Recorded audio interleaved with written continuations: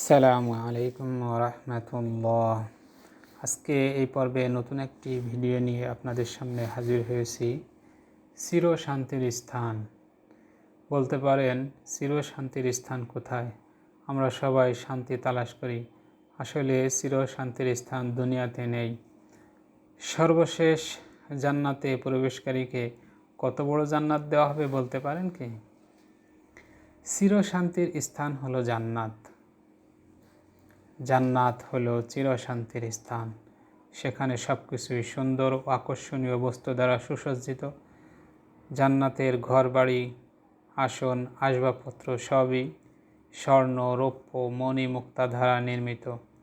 জান্নাতে থাকবে রসমের গালিচা, দুধ ও মধুর নহর, মিষ্টি পানির স্রোতধারা। বস্তুত আনন্দ উপভোগের সব রকমের জিনিসই জান্নাতে বিদ্যমান থাকবে।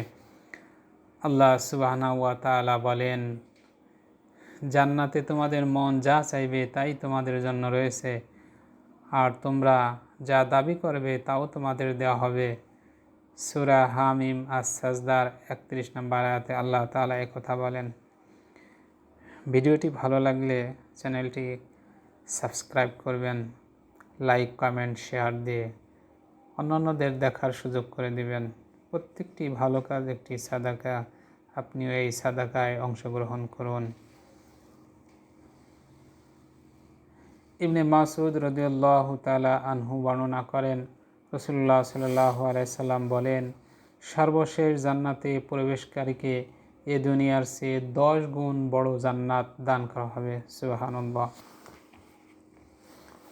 রাসূলুল্লাহ সাল্লাল্লাহু আলাইহি সাল্লাম বলেন, জাহান্নাম থেকে সর্বশেষ বের হয়ে আসা ব্যক্তিকে আমি চিনি। সে হামাগুড়ি দিয়ে জাহান্নাম থেকে বের হয়ে আসবে। তাকে বলা হবে, যাও জান্নাতে প্রবেশ করো। নবী সাল্লাল্লাহু আলাইহি সাল্লাম বলেন, সে গিয়ে জান্নাতে প্রবেশ করবে।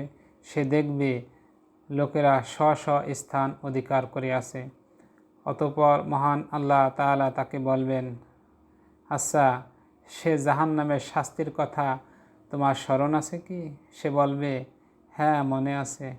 তাকে বলা হবে, তুমি কি পরিমাণ জায়গা চাও তা ইচ্ছা করো।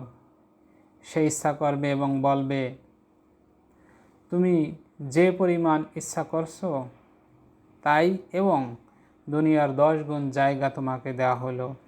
কথা শুনে সে বলবে, আপনি আমার সাথে ঠাট্টা করছেন? নাউজুবিল্লাহ। অথচ আপনি হলেন সর্বশক্তিমান মহান রব, দয়ালু দাতা, মেহেরবান। সহিহ মুসলিম কিতাবুল ঈমান থেকে সংগ্রহ করা হয়েছে।